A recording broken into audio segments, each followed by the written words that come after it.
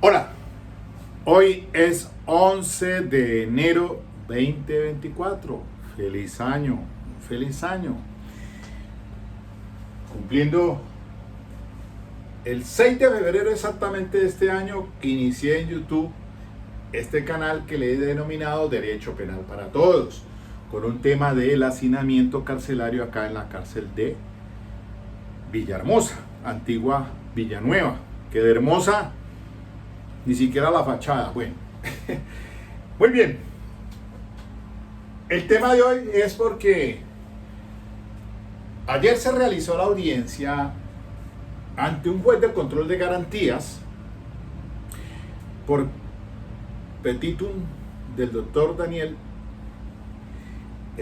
Peña, abogado defensor público de Jonier Rodolfo Leal, pidiendo entonces no la revocatoria de la medida de aseguramiento, ni la libertad por vencimiento de términos del artículo 317A en su numeral sexto, cuando dice que transcurrió 500 días contados a partir de la fecha de presentación del escrito de acusación, a partir de la fecha de inicio del juicio oral, no se haya emitido el sentido del fallo. Pero en este caso lo que está solicitando es que se sustituya por una no privativa de la libertad.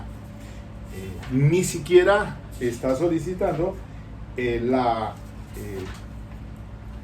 contenida en el 307, que habla de porque son dos modalidades. En el 307 dice privativa de la libertad y detención preventiva en establecimiento,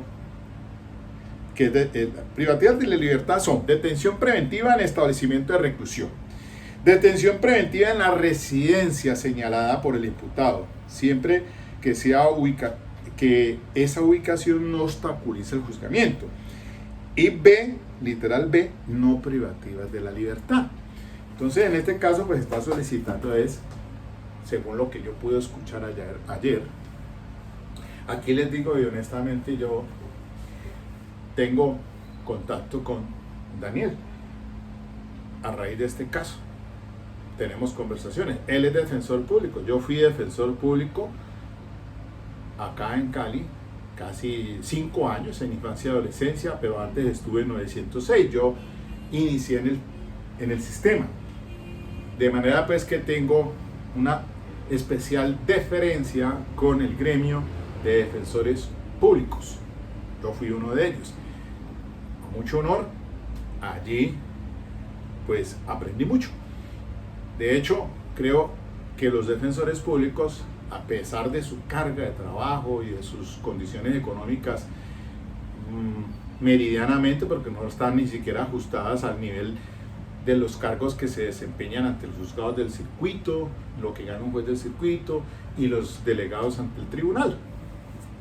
Igual, de todas maneras, es un trabajo muy importante lo que hacen los defensores públicos, y en este caso no lo es menos Daniel, porque miremos lo siguiente. Yo escuché el audio ayer que dijo que yo no lo había revisado porque hice mi video en relación con los 10 años de academia, y les dije acerca del hacinamiento carcelario a inicio por allá, pues cuando comencé en el 2014, y una problemática que ya venía desde cuando yo empecé a hacer mis pininos como abogado egresado 1984, imagínense ustedes, hace 40 años, cuando estaba vigente la ley segunda 1984, que fue una ley de descongestión carcelaria, que a mí me fue estupendo, y por lo me gané 5 en consultorio jurídico, saqué 5 a mucho pecho, ayudando a la población carcelaria, sacándolos, saliendo en libertad por peticiones que se hacían en ese entonces. Pero miren, es lo siguiente. Resulta de que es ahora que la ley, en este caso el artículo 317A, tengo pues Código de Procedimiento Penal actualizado, este código dice causales de libertad. 317A fue adicionado por la ley 1908 del 2018, artículo 25, y en su numeral sexto pues establece esto de que transcurridos 500 días contados a partir de la fecha de inicio de la audiencia de juicio, no se haya emitido el sentido del fallo. Miren, hasta no hace mucho, esta disposición no estaba establecida en el código adjetivo. Es decir, no estaba establecido el tiempo, si se iniciaba el juicio oral, cuánto era lo que se tenía en cuenta para solicitar una libertad por vencimiento de términos. Eso es novedoso. Eso es novedoso. Y entonces, unos años atrás, me remonto, quizás por allá, antes de contemplarse en la legislación procesal penal actual este término de 500 días por vencimiento de plazo razonable, pues precisamente había que acudir a dos tratados internacionales ratificados por Colombia, actualmente existentes, que son la Ley 74 del 68, que es el Pacto Internacional de Derechos Civiles y Políticos. Habla de plazo razonable. Lo mismo que la Ley 16 de 1972, que es la Convención Americana de Derechos Humanos, o el Pacto de San José de Costa Rica. Entonces, estos dispositivos, incluso antes de la entrada en vigencia de la reforma a la Constitución Política de 1991, estábamos con la Constitución de 1886, de tal manera que esos instrumentos internacionales estaban vigentes antes de la Carta Política del 91, y se acudía a ellos, y hablábamos de plazo razonable. ¿Cómo así que iniciaba un juicio oral y por qué tanta demora y el tipo detenido? Y a problema que presentaba entonces uno, haciéndole ver a los jueces de garantías ahora que entraron en vigencia pues con la ley 906, con la reforma del acto legislativo al artículo 250 supra, para poder darle entrada a la ley 906 de 2004, que es el Código de Procedimiento Penal. Al entrar en juego escindir las funciones del fiscal, del juez de conocimiento, del juez de garantías, que tiene que ver con todo para resolver temas de garantías. Y entonces esos jueces de control de garantías pues entraron a conocer a partir pues de esta entrada en vigencia de la ley 906 de 2004. Y entonces vaya, presente una petición de libertad iniciado el juicio oral. Eso no, nadie resolvía el término de plazo razonable. Solamente por ahí salió una sentencia de la Corte Constitucional del doctor, si no mal lo recuerdo, Escobar Gil. Y entonces, en esa decisión de la Corte Constitucional, cuando él estaba ya en la década, pues, es decir, antes de que entrara esta reforma del artículo 317 con la ley 908, que es del 2018, o sea, estamos hablando de unas décadas atrás.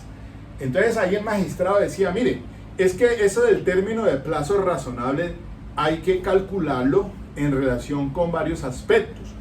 Dificultad del caso. ¿Cuántos son los detenidos que están ahí procesados? Si había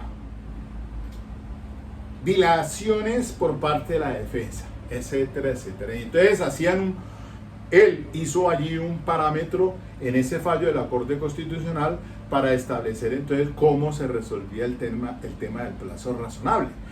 Sin embargo, hoy en día son los 500 días allí, entonces hagamos las cuentas.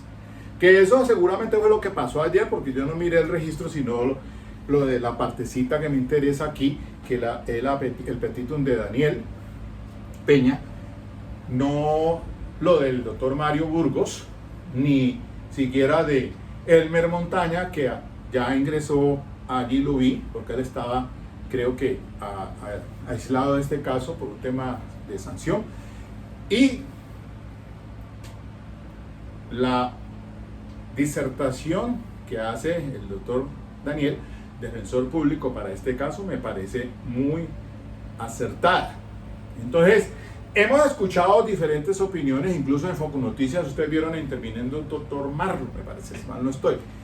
Bueno, es que aquí en Colombia, desafortunadamente, cuando le impone medidas de aseguramiento, hace la evaluación de los tres, el baramen, o sea, un análisis que se debe hacer para si se impone la medida de aseguramiento. Y entonces, que se supone es que una persona no debería estar detenida, o por lo menos si está bajo ciertas limitaciones para estar, que se permita hacerse su defensa sin estar detenido. Un ejemplo, como pasaría por ejemplo en Estados Unidos, pues allá sí existe una figura que es una caución altísima y entonces usted paga y sigue así entonces siendo procesado sin necesidad que quede detenido preventivamente. Sin embargo, pues como aquí entró en figura varios aspectos que para imponer la medida de aseguramiento, pues ustedes saben muy bien que los jueces de control de garantías pues aluden para establecer ese parámetro de la detención preventiva, pues tiene que establecerse, como lo dice la norma adjetiva, pues tres razones fundamentales para establecer la inferencia lógica de la imposición de la medida de aseguramiento, y eso ya lo he dicho en varios escenarios aquí. Entonces, cuando la medida de aseguramiento dice, el fiscal solicitará al juez de control de garantías imponer medida de aseguramiento indicando la persona, el delito, los elementos de conocimiento necesarios para sustentar la medida y su urgencia, las cuales serán evaluadas en audiencia permitiendo la defensa de la controversia pertinente. Y entonces, para ello, pues entonces se establece varios aspectos importantes, como es, por ejemplo, la gravedad del delito. Segundo, si le va el peligro que se genere a la comunidad o a la víctima, y la no comparecencia al juicio o a la imposición de la sentencia según el caso. Entonces son tres parámetros que los jueces de control de garantías, al imponer la medida de aseguramiento, analizan bajo esa inferencia razonable los elementos materiales de prueba y determinan entonces si se queda en detención intramural o en detención preventiva, y por qué no también evaluar si puede una no privativa de la libertad para que sea menos restrictiva. Esto, claro, cuando se trata de adultos, la ley 906 es muy diferente a infancia y adolescencia. Allí sabemos que los tratados internacionales como el de Tokio, de Beijing, pues propugnan es que el menor no quede privado de la libertad, sino muy excepcionalmente. Acá, para la 906, pues nuestra legislación establece ese parámetro para evaluar el juez de control de garantías si se da una detención intramural. ¿Qué pasa entonces? Que Johnny Rodolfo Leal, el año pasado se inició ese juicio oral. Ya le calcula más de 500 días porque ha habido ese vaivén. Recuerden que venía con la doctora abogada de confianza, después sacó la mano, excúseme la expresión, y llegó el defensor público a solicitud pues de la judicatura. Ahí llega Daniel Peña, que comienza honestamente a enderezar esto, porque ya venía lamentablemente con problemas del anterior defensor de confianza, porque no, en las técnicas de interrogatorio y contrainterrogatorio se rajó, y así lo vimos en desarrollo de todo lo que el fiscal, el doctor Mario Burgos, un fiscal pues muy competente, lo he dicho aquí, es una persona calificada, y pues hizo su trabajo, ha hecho su rol y ha avanzado entonces en el tema de introducir evidencia física a juicio oral para su respectiva valoración, porque estamos más que todo ante una suma de indicios o hechos indicadores, como lo quieran llamar. Ahora entonces la defensa dice, bueno, pues mire, vamos, yo solicito no la detención domiciliaria, sino, le entendí, la del 307 en literal B, no privativa de la libertad. ¿Y cómo se cumple ello? Pues la obligación de someterse a mecanismos de vigilancia electrónica, una forma. La obligación de someterse a la vigilancia de una persona o una institución. La obligación de presentarse periódicamente o cuando sea requerido ante el juez o la autoridad. Ayer lo dijo Daniel Peña. Así. El señor firmará un acta de compromiso y se presentará el próximo 25 de enero y el 2 de febrero, que están señaladas las próximas audiencias. La obligación de observar buena conducta. La prohibición del salir del país, también lo dijo el defensor, lo hizo ver a la judicatura. La prohibición de concurrir a determinadas reuniones o lugares. La prohibición de comunicarse con determinadas personas o con las víctimas. Y es que tiene razón, porque el defensor público dijo, mire, es que estamos a un tema de plazo razonable. Un juicio se inició y no ha habido sentido del fallo ni siquiera. Entonces, ese plazo razonable ya se superó. Que siga el proceso. Entonces, no pide revocatoria porque la revocatoria no cabe, abogados. La revocatoria tendría que empezar a analizarse los tres factores que son importantes. Entonces, en la cuestión de los allegar los elementos de prueba que puedan entorpecer, eso ya lo dijo el defensor ayer, no es el caso, porque ya la investigación está casi por terminarse allí en juicio oral. 2, peligro para las víctimas, pues tampoco. 3, sí sería lo único, que digan, no, es que esa persona es posible que no se presentase o comparecencia para cuando se dicte un sentido del fallo, y en ese caso de carácter condenatorio. Esa es la duda, esa es la cuestión del millón, pero la duda del millón, pero que no ese es el mecanismo que el defensor hace, sino como en el juego de ajedrez, pienso yo que se hizo una jugada muy buena en el sentido de que va a solicitar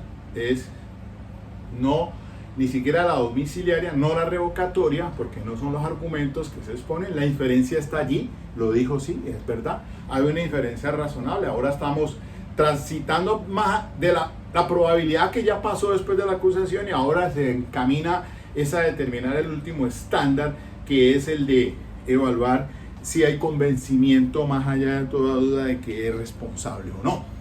Esos son tres factores ahí, estándares, que existen en este proceso de la 906, pero como para la medida de aseguramiento solamente se hace referencia al estándar de inferencia razonable. Entonces la defensa no pide revocatoria, no vamos a alegar eso.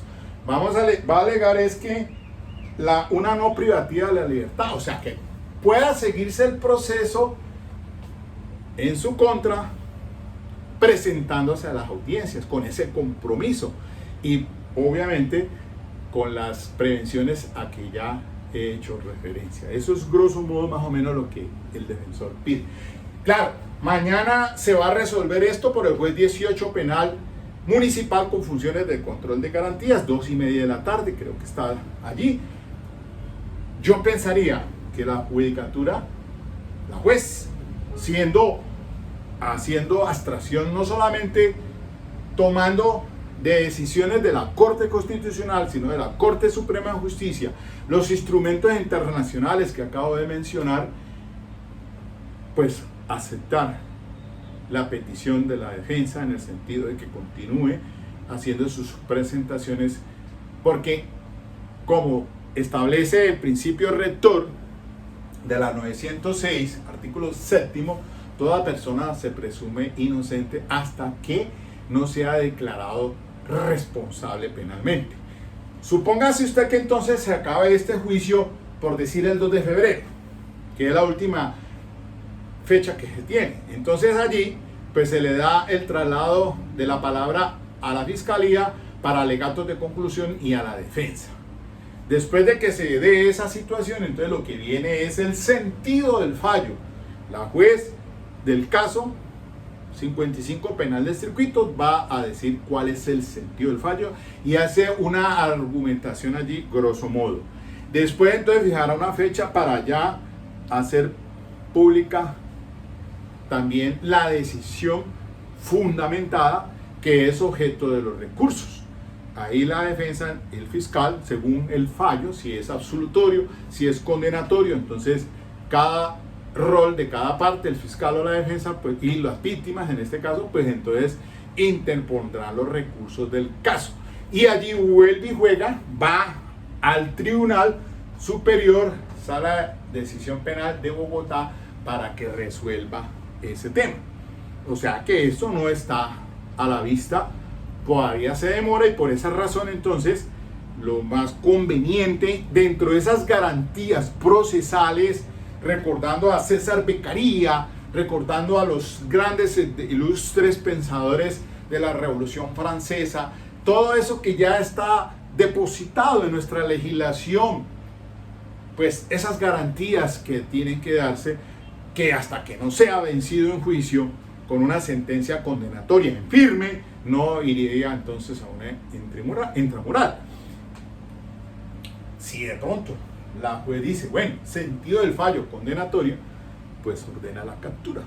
Pero pues ahí también tiene una situación que les digo que hay que examinar, porque si hay apelación de un fallo condenatorio, entonces hasta que el tribunal tome la decisión de si deja en firme el fallo del ACUO, el ACUEN, que es el tribunal. Y supóngase usted que hay fallo de condena en primera y en segunda instancia, pues habrá el recurso extraordinario de casación y iría entonces ante la Corte Suprema de Justicia. Si esa situación contraria, es decir, que salga absuelto en primera y en segunda instancia, pues obviamente que el fiscal hará lo propio y el representante de víctimas también. Todos tienen sus intereses en este caso. Así que, a ver, yo tengo por aquí, es que no pude ir en el televisor, pero aquí lo tengo.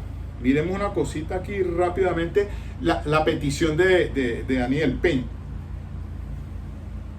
Por parte de la defensa, del acontecer, su señoría, de la figura jurídica de la prueba, en este caso de la prueba sobreviniente. A ver.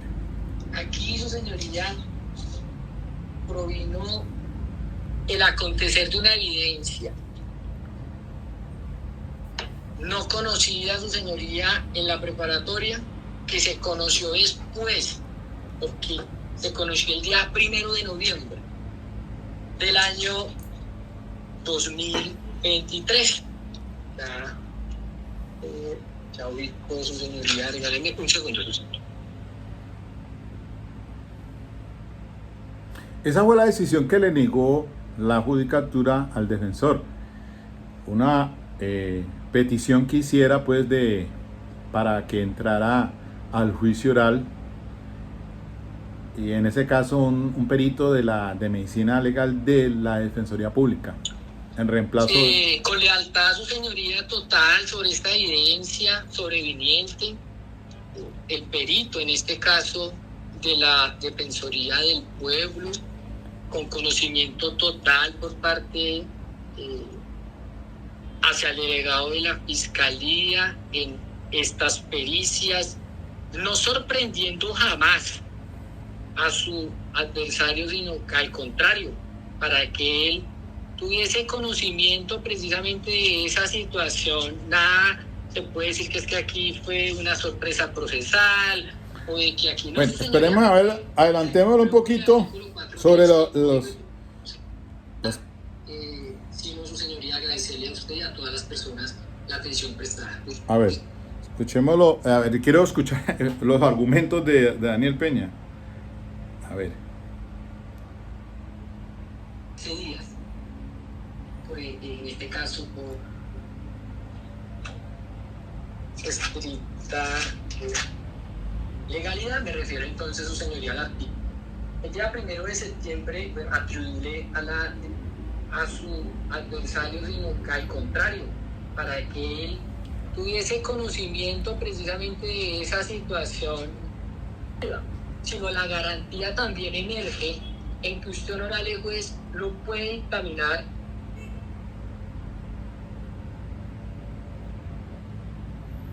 una VRP para zona. Y hay incorporación de evidencia, en este caso digital, pues la defensa por su parte refiere que no va a realizar ninguna observación frente a inadmisión, rechazo oído al 7 de septiembre en labores que se en la intervención, pero sí quiero hacer énfasis que claramente se debe tener en cuenta, su señoría, esto, y yo lo digo porque se va a decir que eleva la defensa. Ruego, honorable juez, que la misma tenga vocación de prosperidad, en el entendido, su señoría, que se cumple con los requisitos que establece la ley, también con los que han sido determinados por la Honorable Corte Suprema de Justicia, Sala de Casación Penal. Igual forma también para manifestar que la solicitud que se hace para tranquilidad no es una situación que se haga de inocencia o de culpabilidad, eso ya lo determinará pues de fondo en su asunto. Es una solicitud ante la pérdida de vigencia de la medida de aseguramiento, en la consecuencia de la no privacidad de la libertad. Es analizar, su señoría, y honrar el plazo razonable que Colombia ha suscrito y que hace parte del bloque de constitucionalidad. No me resta sino, su señoría, agradecerle a usted y a todas las personas la atención prestada. Muchísimas gracias. Sí, básicamente entonces Daniel pues apoya es esto, el plazo razonable. Aquí no está resolviéndose nada sobre responsabilidad, no. Plazo razonable para el juicio oral, no se ha emitido sentido del fallo, y entonces sustituir esa intramural por una no privativa de la libertad, con unos compromisos de que va a asistir en la continuación del proceso mientras que se emite un fallo, así nomás, sencillamente, y hace alusión al bloque de constitucionalidad, pues los tratados internacionales, pacto internacional, convención americana, que hacen énfasis sobre el plazo razonable, ya habiéndoles explicado a ustedes una postura antes y la postura hoy que se tiene en relación con este tema de lo iniciado el juicio oral. Si no se ha metido un sentido del fallo, es posible entonces que el señor le sea concedido esa no privación de la libertad intramural, sino bajo otros compromisos a efectos pues de que cumpla el seguimiento del caso, y finalmente entonces la judicatura pues diga si es o no es responsable, y entonces en las condiciones pues ya vendría el respectivo cumplimiento si hay sentencia condenatoria. De manera pues que de eso se trata, de garantías procesales. Es que hay que mirar a Luigi Ferrajoli, Derecho y Razón, a César Beccaria, los grandes ilustradores franceses, Montesquieu, César Beccaria, en la parte de los delitos y de las penas. Todo eso hoy en día es un referente importante para que cuando se toman esas medidas de aseguramiento, se mire la posibilidad de que en últimas sea intramural. Pero aquí pasa es todo lo contrario. Váyase para la cárcel y después, 1 año o 2 años después, ay, discúlpenos, usted es inocente. Eso es lo que no debe suceder. Por esa razón, al día de ayer, cuando hice el videíto pues aquí celebrando los 10 años, inicié con un tema del hacinamiento carcelario. Es que yo entiendo, ayer que hice ese video a mediodía, pues habló el procurador hablando del tema también de las cárceles, de las extorsiones. Acá hay muchos delincuentes que de la Tramacúa, que de la Picota, que de las Heliconias, que la no sé qué. Todas esas cárceles, pues desafortunadamente tienen personas que siguen cometiendo delitos de extorsión, pero si es que el mismo Estado, y lo dijo él, pudiendo colocar aparatos a efectos de que controle mejor esta situación de las llamadas desde el interior de las cárceles. ¿Por qué razón permitir entonces que se acceda artefactos? Eso es un mercado negro que hay allí en las cárceles. Para nadie es desconocido. El jefe del patio, el pluma, que la cama, si te la quiere usted con colchón, sin colchón, que si usted la quiere en pico y placa, que no sé qué. Ahí es todo, vea. Desafortunadamente es así. Y eso pasa en las estaciones de policía. Esa no es ajeno a ello.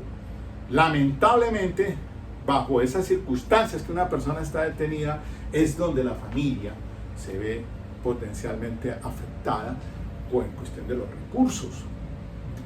Plata para acá, plata para abogados, plata para no sé quién, plata para corrupción. Todas esas cosas se dan desde esos aspectos.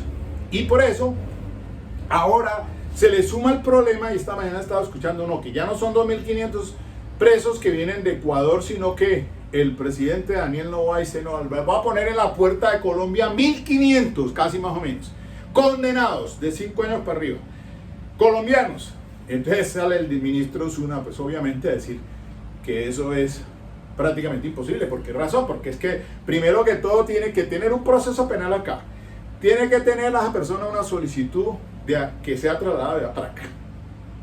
Y eso es individual, uno por uno, no es en forma masiva. No es que los vamos a dejar allí en el puente de Rumichaca, pues, y entonces ahí les dejo los 1.500, pues ellos quedan libres. Listo, cada uno coge paticas en polvorosa y se echa a perder. Si los van a trasladar y nos van a trasladar el problema para acá. Es decir, también recibir una población carcelaria.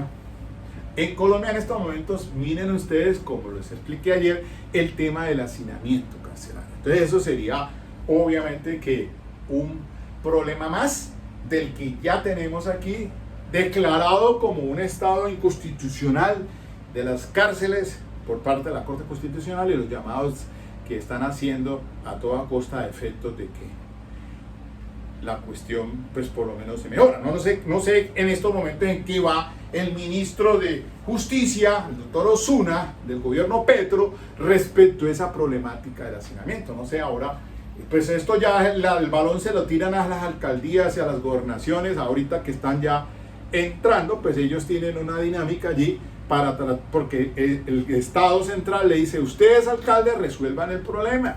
Eso de las estaciones de policía, eso ya venía de mucho tiempo atrás, desde que yo era juez de instrucción penal militar aquí en Cali, en la metropolitana, con el coronel Naranjo, después director de la policía, general Naranjo, al año 2000, que yo salí en el 2004, más o menos, y tenía una población de investigación de policías por el tema de fuga de presos en todas las estaciones de policía.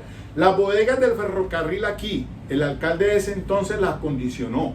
Y por aquí también hay una bodega cerca en San Nicolás de las que se han fugado esos detenidos también. Entonces, es un problema complejo.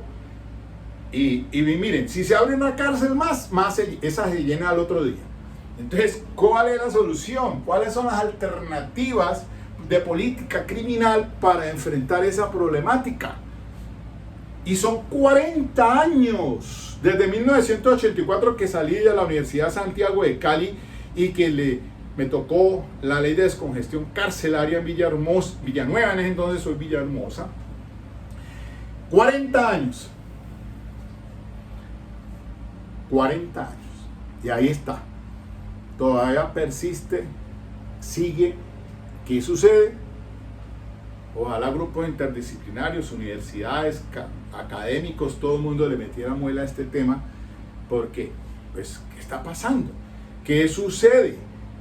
Entonces, el problema del fenómeno del delito y el delincuente, pues es un pan de nunca acabarse. Que a uno aquí le dicen, sí, es que Bukele ya montó allá una mega cárcel, y que entonces en Ecuador van a crear otra mega cárcel y que no se cae. Pero ahí también viene el tema de derechos humanos, entre organizaciones que como así, pues etcétera, etcétera. Bueno, en fin, eso es un tema en el que no me voy a meter. Cada presidente es independiente de resolver sus problemas, Colombia debe resolver sus problemas, Ecuador debe resolver sus problemas, Venezuela que resuelva los suyos, y cada uno debe entrar a resolver sus propios problemas de los connacionales. Ese es el asunto entonces que quería pues socializarlos aquí. Entonces, que es que va a salir libre ese bandido, ese delincuente, ese... Hermano, eso vaya y venga, el tema es que nosotros, los abogados penalistas, pues estamos al pie de que se cumplan con las garantías procesales, no más. Si se es responsable, que le caiga el imperio de la ley, así de sencillo. Nadie está hay personas que piensan, no, que es que el abogado lo que hace es allá tratando de ponerle palos a la rueda, de entorpecer, de que salga libre, que no, pues habemos abogados que no pensamos desde ese punto de vista, sino pues que por lo menos haya celeridad, porque es que les decía, es que aquí hay una justicia paquidérmica, pero no es de los jueces, es un problema de falta de administración de justicia en cuanto a creación, a más fiscales, más investigadores, más jueces. Es imposible realmente ante una población delincuencial grande que existe, y miren lo que está pasando el día a día. Se escucha, no, que es que ya el orden público se ha incrementado, que delincuencia aquí, que delincuencia por acá, y que delincuencia transnacional ahora con lo de Ecuador. Es grave, eso es grave, pero ¿qué hay detrás de todo eso? Es una reflexión que hago en el día de hoy. Entonces, si mañana toman la decisión de quedar el señor que se le sustituya por una no privacidad de libertad, pues así debería ser, dentro de esas garantías. Yo le pongo 5 estrellas a la intervención del doctor Daniel Peña, porque lo he visto en el transcurso de este caso, que lo he llevado al pie, porque tengo todo, las transliteraciones. Sé la actuación del fiscal, doctor Mario Burgos, sé la actuación de la defensora anterior, sé la actuación de algunos intervinientes especiales y víctimas, Ministerio Público, y ahora en la defensa, como ha llegado, que ha sido una defensa técnica, una defensa como defensor público, pero que ha estado acoplado a los estándares, y por eso van mis felicitaciones para la Defensoría Pública, y en este caso personalmente al doctor Daniel Peña.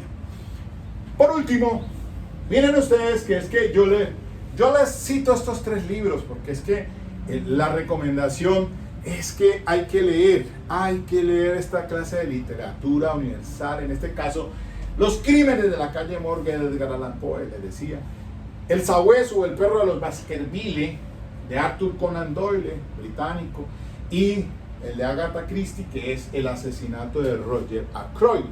Yo me di a la tarea ya se había leído el de Edgar Allan Poe, un caso extraordinariamente brillante con ese investigador, el detective Augusto Dupin.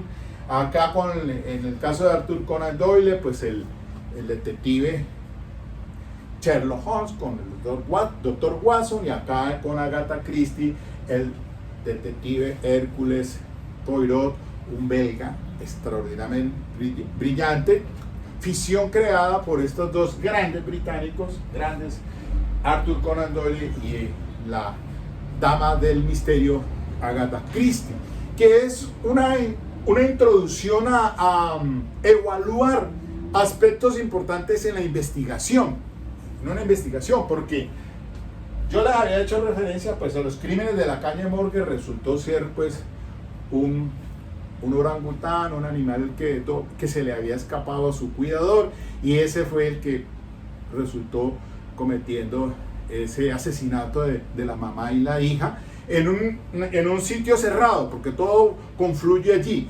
Lo difícil que llega la policía y dice, no, pues aquí no dieron con el chiste, y entonces entra el detective Dupin en el caso de Edgar Allan Poe y empieza a hacer esa metodología de investigación que los lleva pues a descubrir esto. Lo mismo que en el caso del perro de los Baskerville, también un sobrino que quería heredarse la fortuna de sus tíos, y se utiliza un sabueso, un perro, y allí entra el famoso Sherlock Holmes y empieza con el doctor Watson pues a investigar hasta que se dan cuenta de que es un sobrino. Y por último, el de Agatha Christie, de el asesinato de Roger Ackroyd, pues sí que resulta más interesante porque lo lleva a uno, es hasta el último capítulo que se da cuenta que nada más ni nada menos había sido el médico de cabecera el que había causado ese asesinato. Y pues ahí también entonces empiezan, miren, este último me llama la atención poderosamente, porque es que uno, cuando se trata de establecer responsabilidades del delincuente, le dice, por ejemplo, si se trata de la muerte de la esposa, un ejemplo, dice, no, es que ¿quién fue el último que lo vio o que tuvo contacto con la víctima? Bueno, por ahí empieza la cosa. Y entonces en el plan de metodología, y si ustedes miran las películas de Netflix, recientemente estoy viendo Engaños, es una serie que la recomiendo, y entonces este investigador británico también empieza a establecer todo lo de la coartada, si tú tienes una coartada o no, y ahí empiezan a hacer todo tipo de investigaciones. Entonces un plan de metodología que todo sabueso, todo investigador inteligente debe conocerla, y ese es el estímulo que les hago a los abogados que están saliendo de las universidades para que continúen sus estudios en procesal penal, penal general, criminalística y criminología. Es así que es interesante que no se nos pierda de vista la criminología. Hoy en día un criminólogo acá en la Universidad de Santiago, esa era la única que existía después del pregrado. Ya después en la década del 90 fue que entraron las especializaciones, y ahí fue cuando hice la especialización en Derecho Penal, pero antes había hecho criminología, 2 años, pero muy completa porque vimos de todo, y tuve unos profesores espectaculares, muy brillantes, y por eso me fascina mucho el Derecho Penal. De allí que este ha sido mi pasión, y de allí pues que llevo 10 años y quizás 7 años más me permita seguir y continuar transmitiendo y socializando estos temas para ustedes, que puedan aumentar su capacidad cognitiva. Y yo le dije que este caso del seguimiento de Johnny Rodolfo Leal ha sido importantísimo, quizás más que muchos otros, en la dinámica procesal penal, del sentar las bases probatorias para introducir evidencia física, como lo ha hecho bien el doctor Mario Burgos, lo hizo muy bien. El tema del interrogatorio y el contrainterrogatorio, que fue donde se rajó Ana Julieta, que ahora Daniel Peña muy bien lo hizo también en los contrainterrogatorios, me pareció importantísimo. Pues esperé que el doctor Mario Burgos también, muy bien, en el contrainterrogatorio, en su debido momento, una persona muy capaz, muy elocuente, muy sencillo, eso sí es un sarcasmo,